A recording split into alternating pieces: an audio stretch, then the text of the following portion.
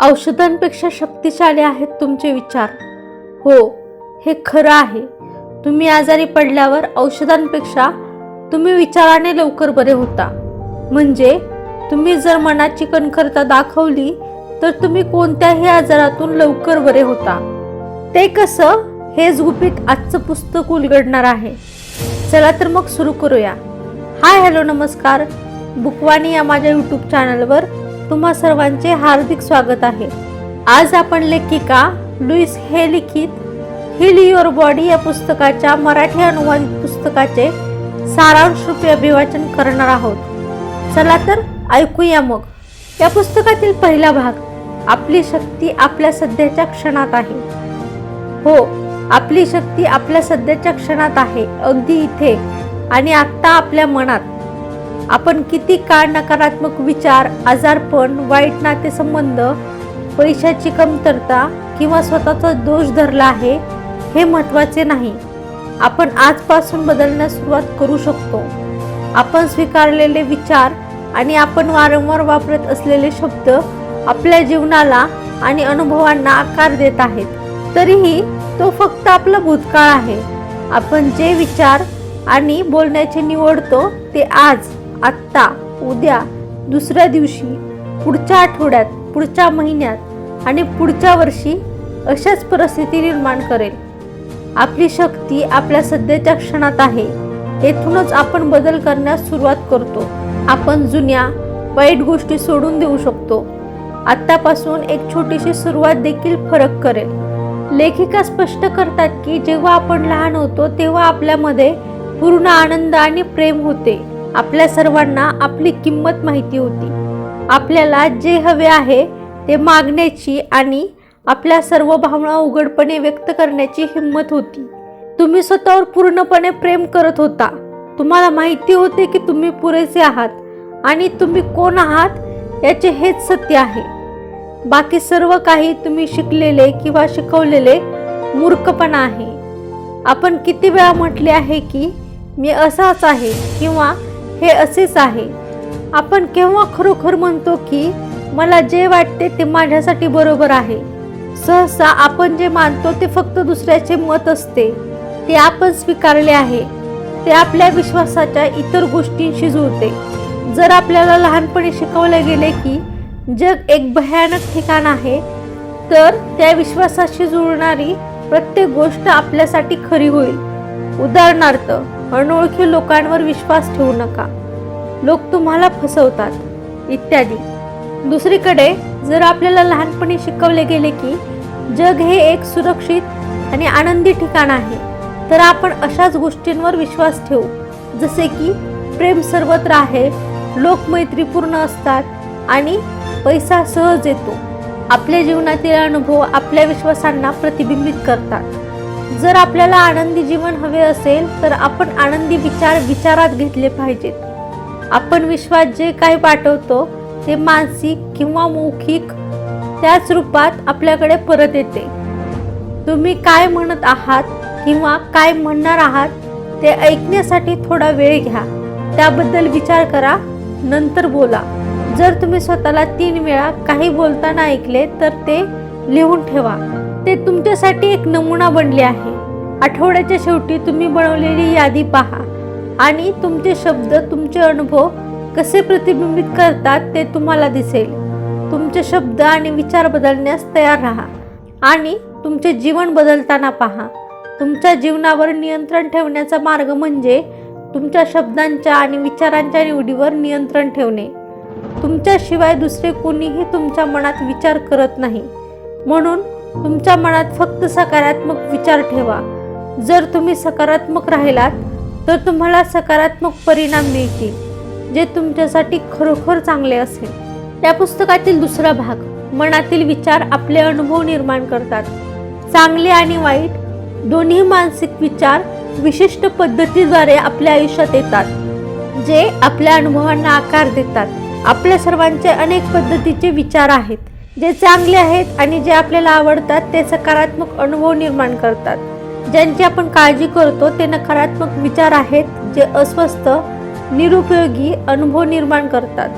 आपण आपल्या आजाराचे पूर्ण आरोग्यात रूपांतर करण्याची आकांक्षा बाळगली पाहिजे. आपण शिकलो आहोत की आपल्या जीवनातील प्रत्येक परिणामासाठी एक नमुना म्हणजे एक पॅटर्न असतो, जो त्याच्या आधी असतो आणि तो टिकवून ठेवतो. आपल्या सुसंगत विचार पद्धती आपले अनुभव तयार करतात. म्हणून आपल्या विचार पद्धती बदलून आपण आपले अनुभव बदलू शकतो. लेखिका म्हणतात की जेव्हा त्यांनी पहिल्यांदा आध्यात्मिक हा शब्द शिकला तेव्हा त्यांना खूप आनंद झाला. त्या शब्द आणि विचारांच्या अनुभव निर्माण करण्याच्या शक्तीचे वर्णन करतात. या नवीन जाणीवेमुळे त्यांना विचार आणि शरीराच्या वेगवेगळ्या भागांमधील आणि शारीरिक समस्यांमधील संबंध समजला. त्यांनी नकळत स्वतःमध्ये अस्वस्थता कशी निर्माण केली हे त्यांना कळले आणि यामुळे त्यांच्या आयुष्यात खूप मोठा फरक पडला. त्यांनी आता त्यांच्या आयुष्यात आणि त्यांच्या शरीरात काय चूक आहे यासाठी जीवन आणि इतरांना दोष देणे थांबवले आहे. त्या आता त्यांच्या आरोग्याची पूर्ण जबाबदारी घेऊ शकतात.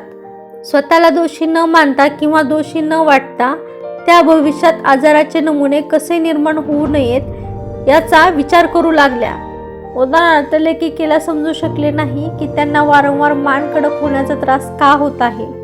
मग त्यांना जाणवले की मान ही समस्या सोडवण्यासाठी लवचिकता दर्शवते, ज्यामुळे त्यांना प्रश्नांचे वेगवेगळे पैलू पाहता आले. आपण आपल्या नमुन्यांकडे म्हणजेच पॅटर्नकडे लक्ष दिले पाहिजे आणि आपल्यासाठी उपयुक्त अशा पद्धतीने विचार केला पाहिजे. आपल्या समजुतीत थोडी लवचिकता ठेवावी आणि इतरांना समजून घेण्याचा प्रयत्न करावा. असे केल्याने तुम्ही तुमच्या स्वतःच्या समस्या अधिक सहजपणे सोडवू शकाल. या पुस्तकातील तिसरा भाग, जुने नमुने बदलणे म्हणजेच जुने पॅटर्न बदलणे. कोणतीही समस्या पूर्णपणे काढून टाकण्यासाठी आपण प्रथम मानसिक कारण काढून टाकण्यासाठी काम केले पाहिजे. परंतु अनेकदा कारण आपल्याला माहिती नसते की कुठून सुरुवात करावी. हे जाणून घेणे आपल्याला कठीण जाते. आपल्या जीवनातील प्रत्येक स्थितीसाठी हे आवश्यक असते. लक्षणे केवळ बाह्य परिणाम आहेत, अन्यथा आपल्याकडे ते नसतील. मानसिक कारण नष्ट करण्यासाठी आपण स्वतःमध्ये खोलवर जावे. म्हणूनच इच्छाशक्ती आणि शिस्त काम करत नाही, ते फक्त बाह्य परिणामांना संबोधित करतात. हे मूळ उपटण्याऐवजी तण कापण्यासारखे आहे. म्हणून नवीन विचार पद्धतींना पुष्टी देण्यास सुरुवात करण्यापूर्वी तुमच्या सिगारेटची इच्छा, डोकेदुखी, वजन वाढणे किंवा तुम्हाला सोडायचे असलेल्या कोणत्याही गोष्टीवर काम करा. जेव्हा गरज संपते तेव्हा बाह्य परिणाम देखील काढून टाकला पाहिजे. जर मूळ तोडले तर कोणतेही रोप टिकू शकत नाही. त्याचप्रमाणे जेव्हा हानिकारक विचार नष्ट केले जातात तेव्हा समस्या पुन्हा उद्भवत नाहीत. त्याचप्रमाणे जेव्हा हानिकारक विचार नष्ट केले जातात तेव्हा समस्या पुन्हा उद्भवत नाहीत. मानसिक विचार पद्धती शरीरात टीका, राग आणि अपराधीपणासह सर्वात जास्त समस्या निर्माण करतात. उदाहरणार्थ, दीर्घकाळ टीका केल्याने अनेकदा संधिवातासारखे आजार होतात. रागाचे रूपांतर अशा गोष्टीत होते जे उकळते, जळते आणि शरीराला संक्रमित करते. शाप बराच काळ टिकतो आणि स्वतःलाच खाऊन टाकतो, ज्यामुळे शेवटी ट्यूमर आणि कर्करोग होतो. अपराधीपणाची भावना सतत शिक्षा शोधते आणि वेदनांना कारणीभूत ठरते. हे सर्व नकारात्मक विचारांचे प्रकार आहेत, जे फक्त तुमच्या शरीराला हानी पोहोचवतात. परंतु जेव्हा आपण निरोगी असतो तेव्हा आपल्या मनातून हे नकारात्मक विचारांचे प्रकार काढून टाकणे खूप सोपे असते. मानसिक समतुल्यतेची यादी लेखकांच्या अनेक वर्षाच्या अभ्यासातून, क्लायंटसोबतच्या त्यांच्या स्वतःच्या कामातून आणि कार्यशाळांमधून संकलित केली गेली आहे. त्यात तुमच्या शरीरातील आजारांमागील संभाव्य मानसिक नमुन्यांसाठी एक संदर्भ मार्गदर्शक म्हणून काम करतात. हे मार्गदर्शक तुम्हाला तुमच्या शरीराला बरे करण्यासाठी लेखकांच्या सोप्या पद्धतीचा अवलंब करण्यास अनुमती देते, ज्यांचे वर्णन पुढील प्रकरणात आहे. या पुस्तकातील चौथा भाग, उपचारात्मक पुष्टीकरण म्हणजे उपचारात्मक अफर्मेशन. जर तुम्हाला तुमच्या समस्या दूर करायच्या असतील तर तुम्हाला उपचारात्मक पुष्टीकरण स्वीकारावे लागेल.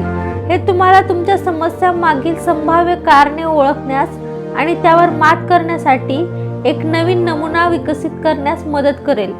पुस्तकात आपल्याला सामान्यतः येणाऱ्या काही प्रमुख समस्यांची रूपरेषा दिली आहे. कारणे ओळखा आणि एक नवीन नमुना विकसित करा. कसे ते येथे आहे. प्रथम आपण समस्या स्पष्ट करू, नंतर त्याचे कारणे, नंतर ती नमुन्यामधून कशी बदलायची. उदाहरणार्थ, जर तुम्ही मला सांगितले की तुम्हाला बद्धकोष्ठता आहे, तर मला माहीत असेल की तुमच्या मर्यादा आणि बंधनावर दृढ विश्वास आहे, म्हणूनच तुम्ही सोडून देण्यास घाबरत आहात. याचा अर्थ असा देखील होऊ शकतो की तुम्ही भूतकाळातील जुन्या वेदनादायक आठवणीला धरून आहात आणि सोडू शकत नाही. तुम्हाला असे नातेसंबंध सोडण्याची भीती वाटू शकते जे आता तुमच्यासाठी उपयुक्त नाहीत. अपूर्ण काम किंवा आता उपयुक्त नसलेली मालमत्ता. तुम्ही पैशाच्या बाबतीत कंजूस देखील असू शकता. तुमची अस्वस्थता तुमच्या मानसिक दृष्टिकोनाबद्दल अनेक संकेत देईल. लेखिका स्पष्ट करण्याचा प्रयत्न करतात की घट्ट मुठी आणि कठोर वृत्ती काहीही नवीन होऊ देऊ शकत नाही. तुमच्या मनाचा वेगळ्या पद्धतीने वापर करून तुम्ही सकारात्मक अनुभवांचे एक नवीन चक्र तयार करू शकता. तुम्ही घरी जाऊन तुमचे कपाट स्वच्छ करा. सर्व अनावश्यक वस्तू टाकून नवीन गोष्टींसाठी जागा करा आणि ते करत असताना स्वतःला मोठ्याने म्हणा, मी जुने सोडून देत आहे आणि नवीनसाठी जागा बनवत आहे. सोप्या पण प्रभावी पद्धतीने आणि जसजसे तुम्हाला सोडून देण्याचे तत्व समजू लागेल तसे तसे बद्धकोष्ठता जी धरून ठेवण्याचा एक प्रकार आहे ती स्वतःच दूर होईल. शरीर मुक्तपणे जे उद्देश पूर्ण करत नाही ते सोडेल. लेखिका वारंवार प्रेम, शांती, आनंद आणि स्वतःला मान्यता देण्याच्या संकल्पना वापरते. जेव्हा आपण खरोखर आपल्या अंतःकरणात प्रेमाने जगू शकतो, स्वतःला स्वीकारू शकतो आणि आपल्याला दिलेल्या दैवी शक्तीवर विश्वास ठेवू शकतो, तेव्हा आपले जीवन शांती आणि आनंदाने भरले जाईल आणि आपल्या अनुभवात आजार आणि अस्वस्थ भावना अस्तित्वात राहणार नाहीत. आपले ध्येय म्हणजे आनंदी निरोगी जीवन जगणे, आपल्या स्वतःच्या सहवासाचा आनंद घेणे. प्रेम राग दूर करते, प्रेम भीती दूर करते आणि प्रेम सुरक्षितता आणते. जेव्हा तुम्ही स्वतःला प्रेमात पूर्णपणे बुडवून घेता तेव्हा तुमच्या आयुष्यातील प्रत्येक गोष्ट सहजतेने, सुसंवादाने, आरोग्याने, समृद्धीने आणि आनंदाने वाहू लागते. तुम्हाला शारीरिक समस्या असल्यास हे पुस्तक वापरण्याचे 3 चांगले मार्ग म्हणजे: पहिले, तुमचे मानसिक कारण पहा. ते तुमच्यासाठी खरे असू शकते का ते पहा. जर नसेल तर शांत बसा आणि स्वतःला विचारा, माझ्या आत असे कोणते विचार असू शकतात जे हे निर्माण करत नाहीत. दुसरे, जर तुम्हाला शक्य असेल तर स्वतःला मोठ्याने सांगा, माझ्या समजुतीनुसार मी ही परिस्थिती निर्माण करणारा विचार सोडण्यास तयार आहे.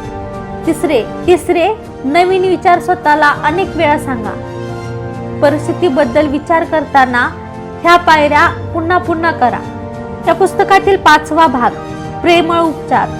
शेवटी ध्यानाचा समावेश आहे जो दररोज करता येतो, कारण तो एक निरोगी समज निर्माण करतो आणि म्हणूनच एक निरोगी शरीर निर्माण करतो. स्वतःला हे पुन्हा सांगा, माझ्या आत कधीही न संपणारे प्रेम आहे. मी आता या प्रेमाला वाहू देतो.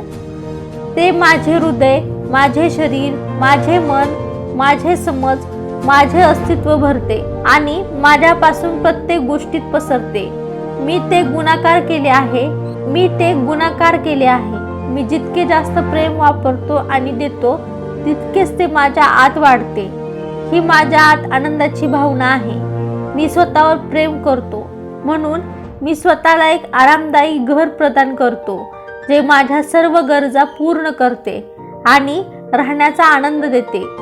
मी खोल्या प्रेमाच्या स्पंदनांनी भरते जेणेकरून येणाऱ्या प्रत्येकाला हे प्रेम जाणवेल. मी स्वतःवर प्रेम करते, म्हणून मी असे काम करते जे मला खरोखर आवडते, जे माझ्या सृजनशील प्रतिभा आणि क्षमतांचा वापर करते आणि जे मी प्रेम करते आणि जे माझ्यावर प्रेम करतात त्यांच्यासोबत आणि त्यांच्यासाठी काम करते. मी स्वतःवर प्रेम करते, म्हणून मी सर्व लोकांशी प्रेमाने वागते आणि प्रेमाने विचार करते, कारण मला माहीत आहे की मी जे काही करते ते मला अनेक वेळा परत केले जाईल. मी माझ्या जगात प्रत्येक प्रेमळ लोकांनाच आकर्षित करते, कारण ते माझे आरसे आहेत. मी स्वतःवर प्रेम करते, म्हणून मी भूतकाळ आणि सर्व भूतकाळातील अनुभवांना क्षमा करते आणि पूर्णपणे सोडून देते. आणि मी मुक्त आहे. मी स्वतःवर प्रेम करते, म्हणून मी वर्तमानात पूर्णपणे जगते. प्रत्येक क्षणी चांगले वाटते आणि माझे भविष्य उज्ज्वल, आनंदी आणि सुरक्षित आहे हे जाणून घेते. मी विश्वाची एक प्रिय मुलगी आहे आणि विश्व आता कायमचे माझी प्रेमाने काळजी घेते. याबरोबरच हील युअर बॉडी या पुस्तकाचे सारांशरूपी अभिवाचन समाप्त झाले आहे. या पुस्तकातून आपण आपले शरीर कसे बरे करावे हे शिकलो. पुस्तक सर्व प्रकारच्या आजारांना तोंड देण्यासाठी नवीन पद्धतींचा अवलंब करण्याचे सुचवते. जेव्हा आपण आपल्या भीती आणि रागावर मात आणि स्वतःवर प्रेम करण्याचा एक नवीन विचार तयार करतो, तेव्हा सर्व काही योग्य ठिकाणी येते. मला आशा आहे की तुम्ही हे पुस्तक पूर्णपणे समजून घेतले असेल आणि तुमचे शरीर बरे करण्यासाठी त्यात वर्णन केलेल्या पद्धती तुमच्या जीवनात समाविष्ट कराल. तुम्हाला हे पुस्तक आवडलं असेल, वाचण्याची इच्छा असेल, तर या पुस्तकाची लिंक मी व्हिडिओच्या डिस्क्रिप्शनमध्ये देत आहे. त्या लिंकवर क्लिक करून तुम्ही ते पुस्तक खरेदी करू शकता. भेटूया मग एका नवीन पुस्तकासह नवीन व्हिडिओमध्ये. तोपर्यंत व्हिडिओ आवडला असेल तर व्हिडिओला लाईक करा, शेअर करा आणि चॅनलला सबस्क्राईब करा. नवीन व्हिडिओच्या नोटिफिकेशनसाठी बेल आयकॉन दाबायला विसरू नका. धन्यवाद.